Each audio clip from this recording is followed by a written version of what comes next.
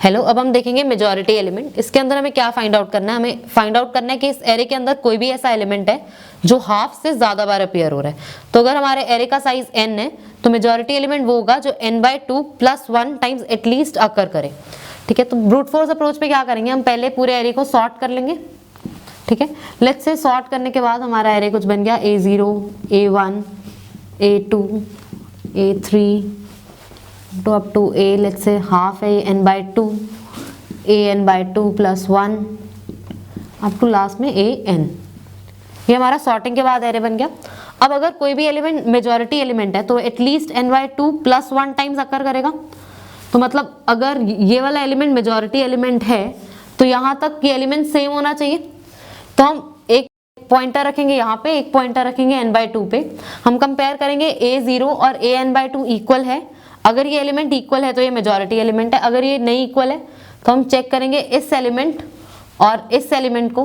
अगर यहाँ से लेके यहाँ तक इक्वल है तो ये वाला मेजॉरिटी एलिमेंट। अगर ये दोनों एलिमेंट्स इक्वल है इसका मतलब इसके अंदर सारे एलिमेंट्स इक्वल ही होंगे क्योंकि सॉर्टेड है।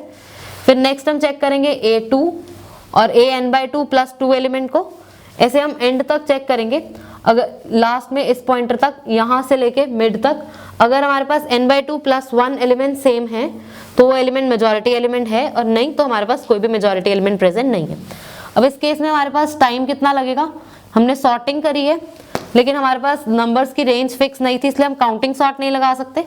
तो काउंटिंग सॉर्ट नहीं लगा सकते तो मिनिमम सॉर्टिंग में कितना टाइम लगेगा, O of n log n। और स्पेस हमने इसमें एक्स्ट्रा यूज नहीं करी तो स्पेस कितनी हो गई, O ऑफ 1।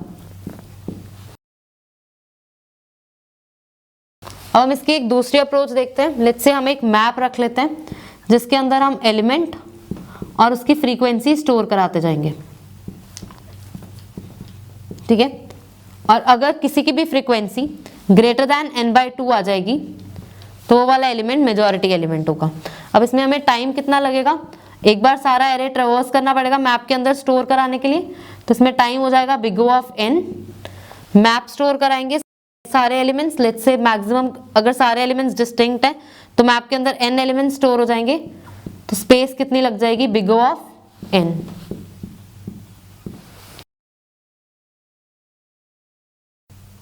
अब हम इसके एक और एफिशिएंट अप्रोच देखते हैं, इसको हम कहते हैं मूरेस वोटिंग एल्गोरिथम।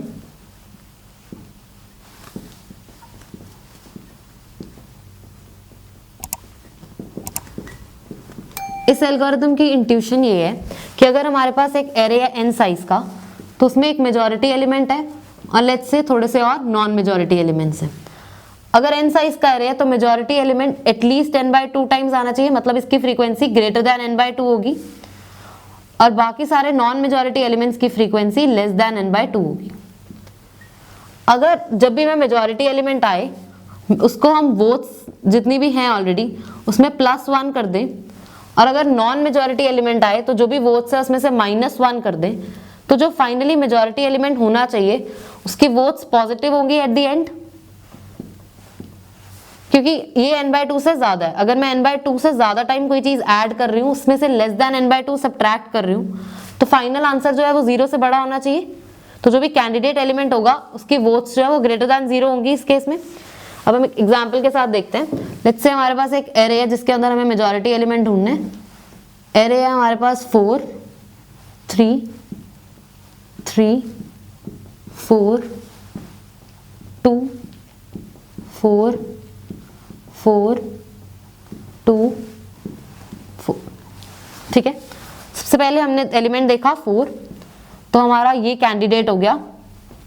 तो हमारा कैंडिडेट एलिमेंट हो गया 4, और ये कितनी बार आया है, 1 टाइम आया, तो इसका काउंट हो गया 1।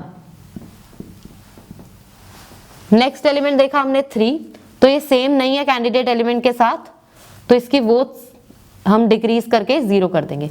जब वोट 0 हो गई तो हमारा कोई भी मेजॉरिटी एलिमेंट अभी तक नहीं है।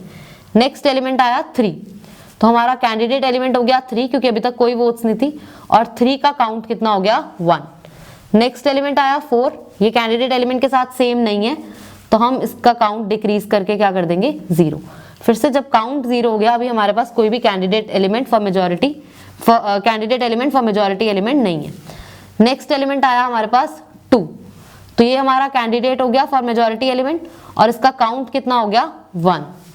नेक्स्ट एलिमेंट आया 4, ये इक्वल नहीं है तो हम 2 का काउंट डिक्रीज करके क्या कर देंगे 0।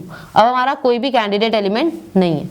नेक्स्ट अगेन 4 आया तो हमने यहाँ पे कैंडिडेट एलिमेंट कर दिया 4 और 4 का काउंट कर दिया 1। नेक्स्ट एलिमेंट आया 2 तो हम 4 का काउंट डिक्रीज करके क्या कर देंगे 0। नेक्स्ट एलिमेंट आया 4 तो हमारा काउंट अभी 0, अभी तक कोई मेजॉरिटी एलिमेंट नहीं है तो हम कैंडिडेट एलिमेंट ले लेंगे 4 और काउंट को इंक्रीज कर देंगे 1। तो जब एरे हमारा खत्म हो गया, हमारे पास काउंट पॉजिटिव है 4 के लिए, इसका मतलब 4 might be a candidate element for the majority element. तो 4 अगर कैंडिडेट हो सकता है तो हम चेक कैसे करेंगे कि 4 मेजॉरिटी एलिमेंट एक्चुअल में है या नहीं। इसके बाद हम पूरा एरे ट्रेवर्स करेंगे और 4 का काउंट कैलकुलेट करेंगे। तो 4 कितनी बार आया 1 2 3 4 एंड 5। तो 4 जो है ये 5 टाइम्स आया।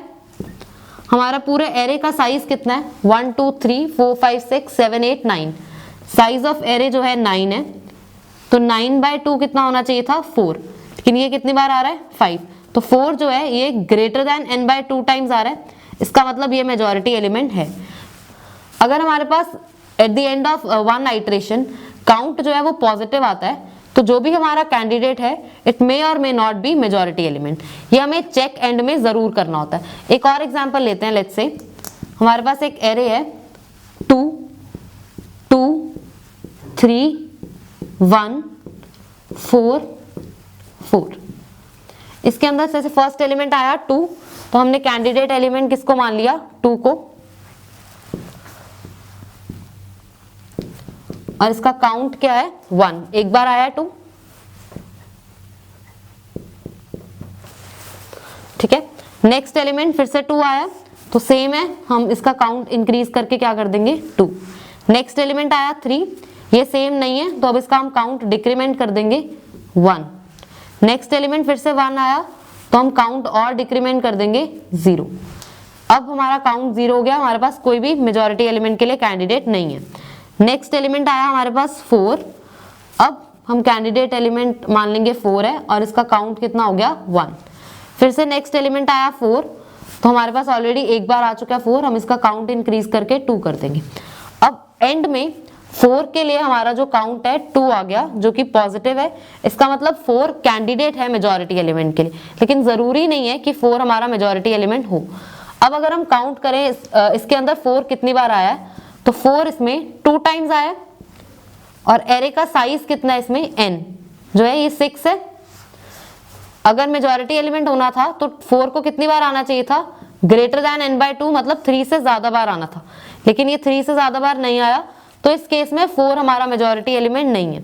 तो अगर हमारे एंड में वोट्स ग्रेटर देन 0 आते हैं तो वो जो एलिमेंट है वो एक कैंडिडेट है मेजॉरिटी एलिमेंट के लिए, वो एग्जैक्टली हमारा मेजॉरिटी एलिमेंट नहीं है। अब इस अप्रोच में हमारा टाइम कॉम्प्लेक्सिटी कितना लगता है, हमने एक बार पूरा एरे ट्रेवर्स करा है इसमें तो हमें टाइम कितना लगेगा बिग O ऑफ n। हमने इसमें कोई भी एक्स्ट्रा स्पेस यूज नहीं करी है तो स्पेस कॉम्प्लेक्सिटी कितनी हो जाएगी बिग O ऑफ 1।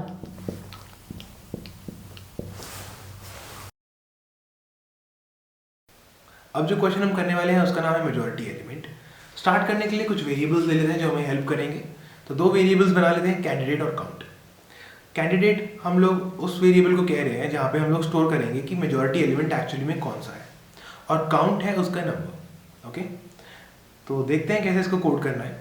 सबसे पहले एक फॉर लूप चलाएंगे 0 से लेके पूरे वेक्टर के साइज तक। अगर काउंट 0 है, अगर करंटली काउंट 0 है तो मतलब कोई भी कैंडिडेट एलिमेंट हमारे पास नहीं है। कैंडिडेट एलिमेंट को करंट एलिमेंट के बराबर करेंगे और काउंट को 1 के बराबर करेंगे। अगर ऐसा नहीं है, अगर काउंट 0 नहीं है तो चेक करेंगे कि क्या जो ये करंट एलिमेंट है ith इंडेक्स पे वो हमारे कैंडिडेट एलिमेंट के बराबर है या नहीं है। अगर नहीं है वो बराबर तो काउंट 1 कम कर देंगे, और अगर वो बराबर ही है तो हम लोग काउंट को 1 बढ़ा देंगे। अब जब ये लूप खत्म होता है तो हमारे पास एक कोई वैल्यू होगी उस कैंडिडेट एलिमेंट के अंदर, कैंडिडेट वेरिएबल के अंदर। अब ये कैंडिडेट वेरिएबल के अंदर जो वैल्यू है वो ज़रूरी नहीं है कि वो ही मेजॉरिटी एलिमेंट हो, वो सिर्फ एक पॉसिबल कैंडिडेट है कि अगर कोई भी मेजॉरिटी एलिमेंट होगा तो वो ये होगा, अगर ये मेजॉरिटी एलिमेंट नहीं है तो कोई मेजॉरिटी एलिमेंट नहीं होगा। तो एक फॉर लूप के थ्रू वो मेजॉरिटी एलिमेंट कितनी बार आया है इस वेक्टर के अंदर वो हम लोग कैलकुलेट कर लेते हैं। और इसके बाद अगर वो काउंट जो है हमारा जहाँ पे हमने स्टोर किया है कि ये कैंडिडेट एलिमेंट कितनी बार आया है वो ग्रेटर दैन साइज बाय 2 है तो हम लोग रिटर्न कर देंगे उस कैंडिडेट एलिमेंट को, नहीं तो रिटर्न कर देंगे -1। अब जो लास्ट में हमने चेक लगाया है ये सिर्फ उस केस के लिए वैलिड है जब हमें एक्चुअल में काउंट करना पड़ रहा है कि कोई मेजॉरिटी एलिमेंट है या नहीं है। काफ़ी क्वेश्चंस में ये गिवन होता है कि there is always a majority element. उन केसेस में हमें ये चेक करने की ज़रूरत नहीं है, सीधा ही हम लोग रिटर्न कर सकते हैं कैंडिडेट पहले वाले फॉर लूप से बाहर आ गई। Thank you. Thanks for watching. The link to the codes is in the description below. If you like the video, do like, share and subscribe to our channel and press the bell icon below. Keep watching, keep coding.